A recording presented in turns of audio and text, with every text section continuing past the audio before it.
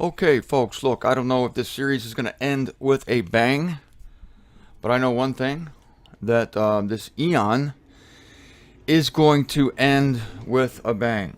Before it does, we are in a period of great darkness.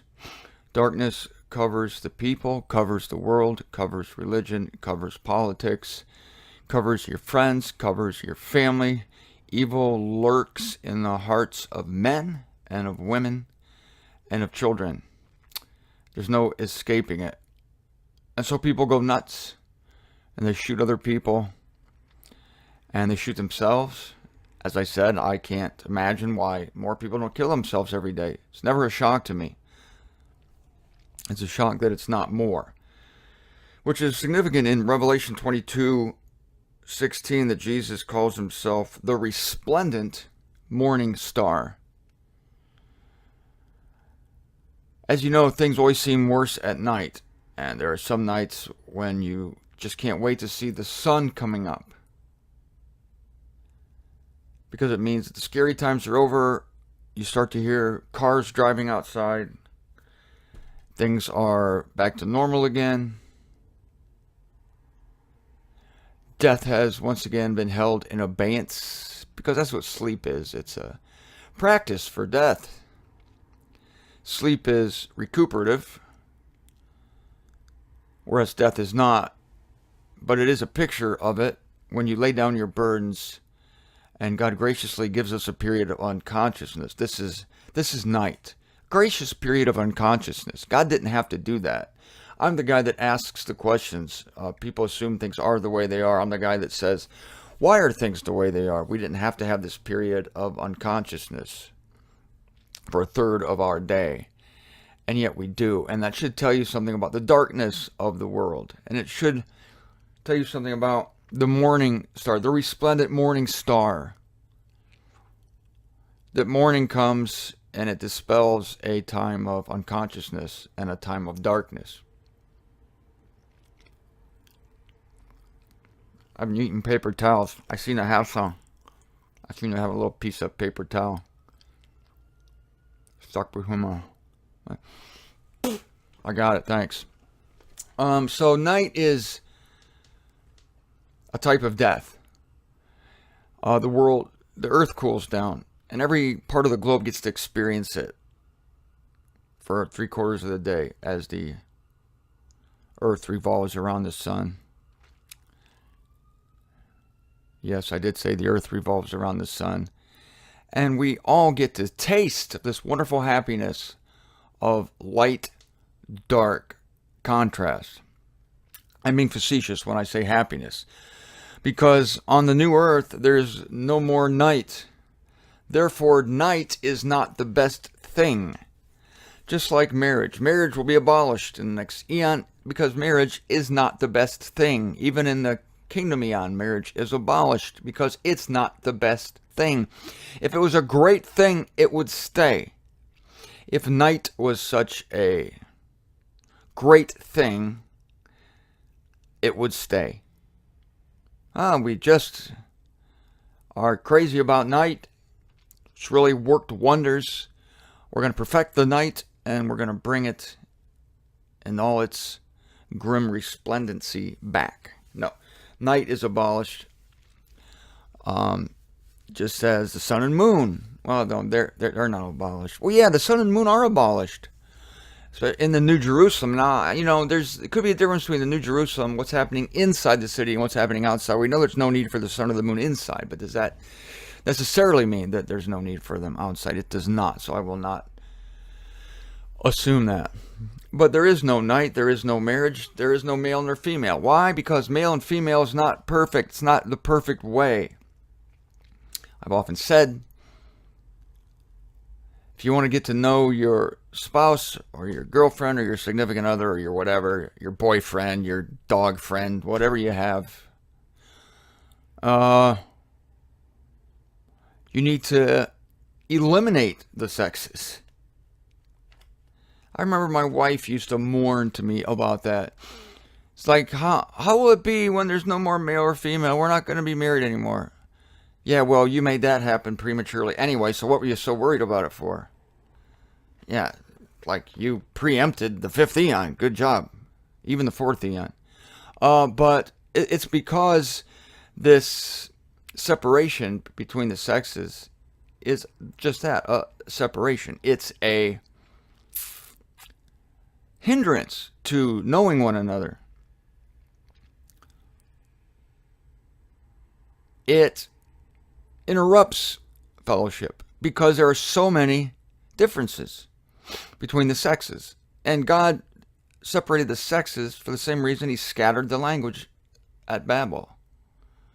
He wanted people to be confused and vexed and perplexed and desperate and angst-ridden.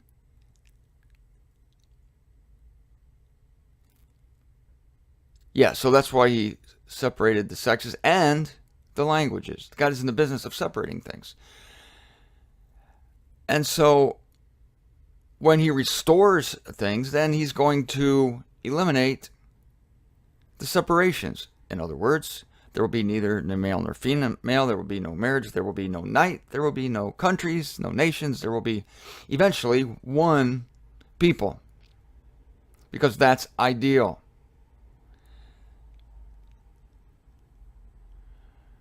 In the Garden of Eden, you might say, God had the ideal.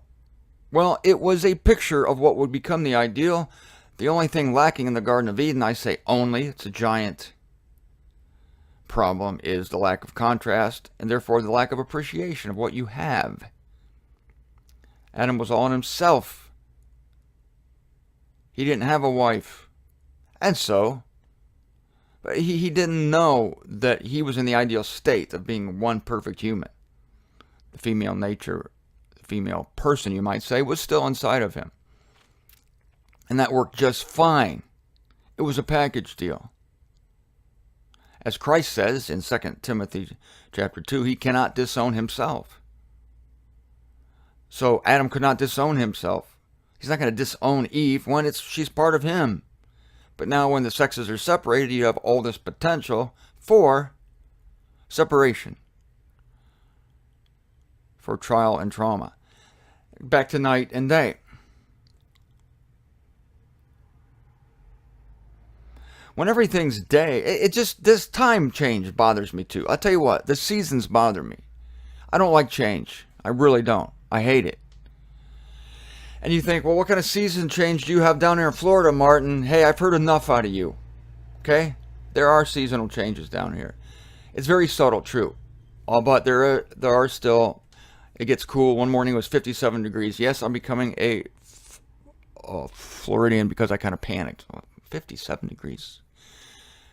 And it still is a trigger, and it reminds you of everything up north that's horrible. Like the dead leaves and frozen earth, freezing cold temperatures. It's horrible, horrible up north in the winter. It's much more tolerable down here, that's true.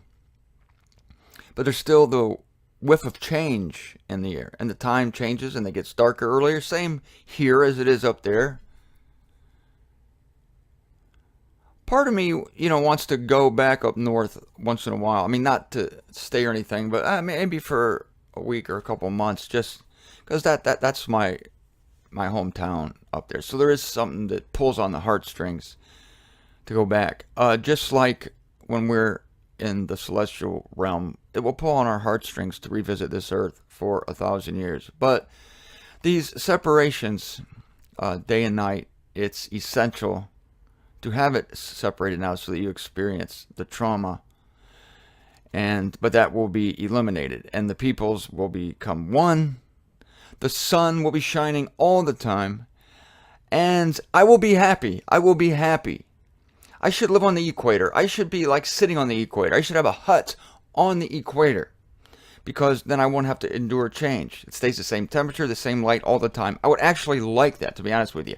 Martin, don't you miss the seasons? Would you stop with that? No, I don't miss the seasons. I've been there, I've done that. Screw the seasons. I don't like seasons. It's going to be a uniform temperature on the new earth. I don't have a scripture for this, but I will look you in when it happens, when we see the new earth, You'll look at me, I'll look at you, I'll wink, you'll go, yeah, yeah, yeah, yeah. You were right again, Zender. You made sense then, you're making sense now, you, for eternity, will make sense. Change sucks. That's why God is called the unchanging God. See, he doesn't change. See how clever I am about these things? He's the unchanging God, he doesn't change. If that was a bad thing, could it be that one of the primary characteristics of God, I the Lord change not? Oh, how boring. Don't you miss the seasons? Don't you miss the seasons, God? You never change. How terrible. No, that's right. It's not terrible. It's good. Like I told you many times, he's in a big, fat, hairy, glorious, predictable rut. So now we have him presenting himself, Jesus Christ, that is, as the resplendent morning star. I am the root and race of David. That's fine. I don't really care that much about that. I care about it some, but I'm not obsessed with that. But this, the resplendent morning star, that's interesting to me because even when it's day, it's night on this earth. Day is just a modified version of night. Maybe I'm now seeing the glass half empty. Yeah, maybe that's it. Instead of seeing like the hope and joy of day, I think more like, night's going to be here before too long. Oh, I didn't used to be this way. I'm, relatively speaking, on the surface, pessimistic about things. I never used to be that way. I used to be a sunny optimist. Not anymore. I mean, I'm optimistic about God. It's not an optimism. It's like I hope God's as good as he is. No, it's an expectation. I know God is as good as he is. But this morning star thing, it's once the morning star hits, then it's going to be day all the time. All right, now I've told you that our realm is much better than even that on the new earth. In the new earth, there's no need for the sun or the moon. So do you think there's a need for the sun or the moon where we're going? Please don't even hint at that possibility that we would need the sun or the moon. But Martin, we're among the celestials. Isn't that where the sun and the moon are? How many times have I told you that the sun and the moon and the stars, that's the welcome mat of the celestial realm. That's just the stuff we can see with the naked eye by means of an atmosphere. If it weren't for the atmosphere, we couldn't see this stuff because the atmosphere reflects the light. Sometimes it refracts it, depending on what mood it's in. So it's not a case of this being some fantabulous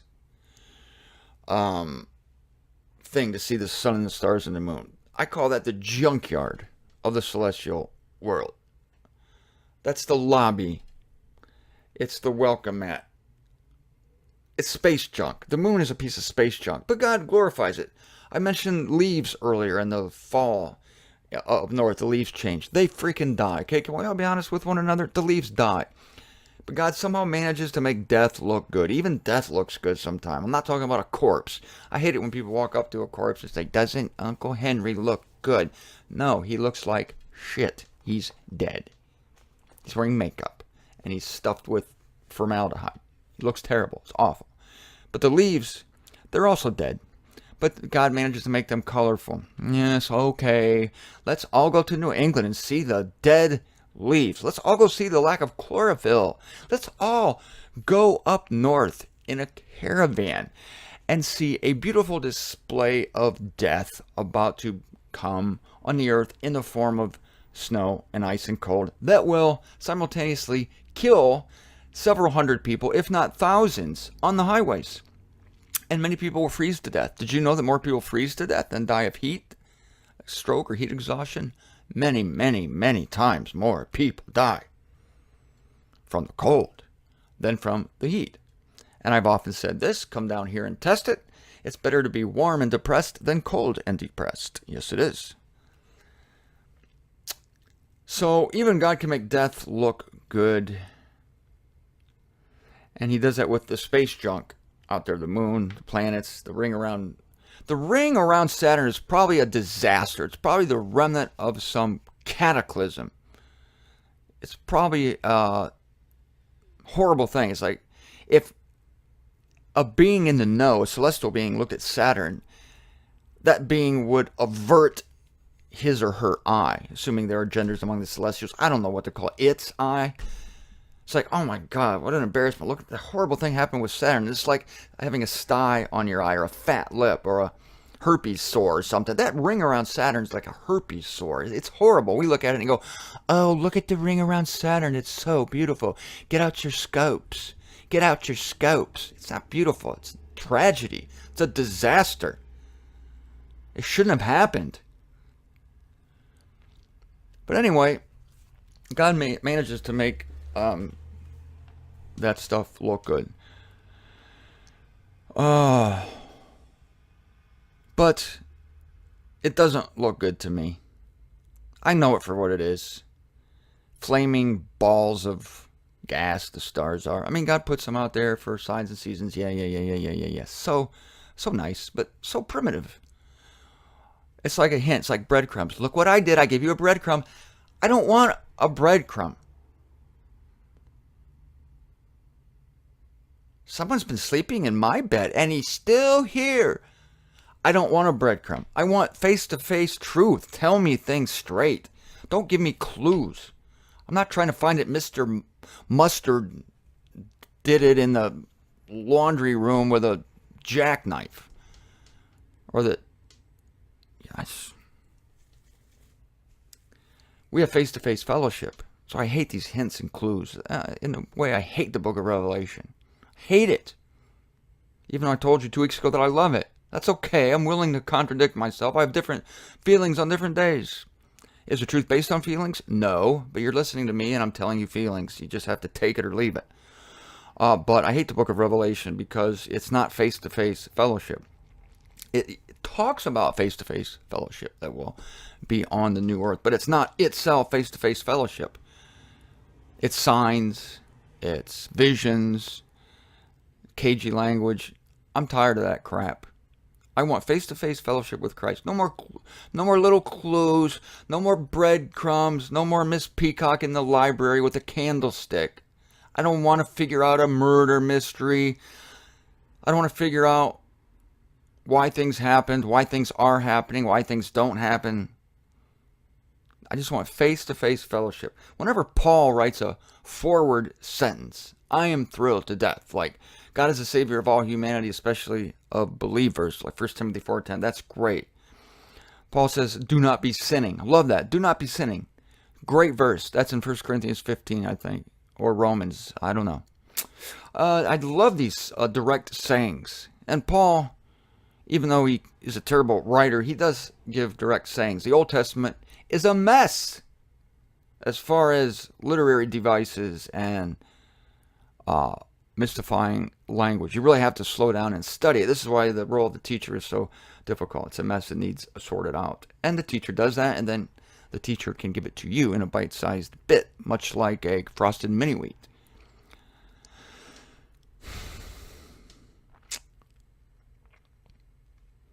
So when you see the first ray of sunrise coming, when you've had a bad night, a scary night, spooky night, when things have gone bad during the night, and you see that first ray of sun, you're thankful for it, and it means that things are not as scary. Well, this is the ultimate sunrise at the end of Eon 3, the beginning of Eon 4. It's the ultimate sunrise. Take my word for this. Take my word for this. And it will never be night again for those who are believers in Jesus Christ and are of the circumcision and will be part of the former resurrection. The dead circumcision saints are going to raise from the dead. And it's not going to be any more night for them.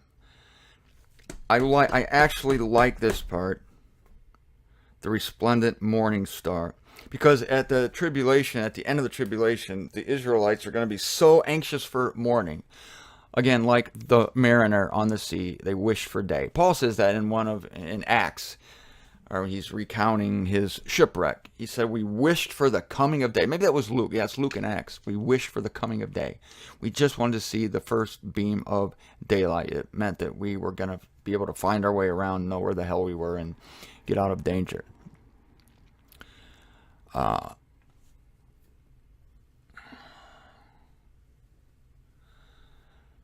So That's also what I'm looking for. But our day comes earlier. And this is the thing, I'll leave you with this. Our day comes earlier. We have a prior expectation. Paul says in Ephesians chapter 1, we are pre-expectant in the Christ. Where Israel's looking for the resplendent morning star, that's a great thing. Again, I'm digging on it. I'm happy for it. I'm celebrating it. I'm finding it as a bright spot. Here in the book of Revelation, the resplendent morning star, the night is going to be abolished forever. But our night is abolished even before this. We're looking for the coming of a Savior out of heaven to change our mortal bodies into immortal bodies. And for us, from that moment on, there will be no more night, no more fear, no more doom, no more gloom, no more male, no more female, no more marriage, no more anxiety, no more angst, no more depression. But there might still be whiskey.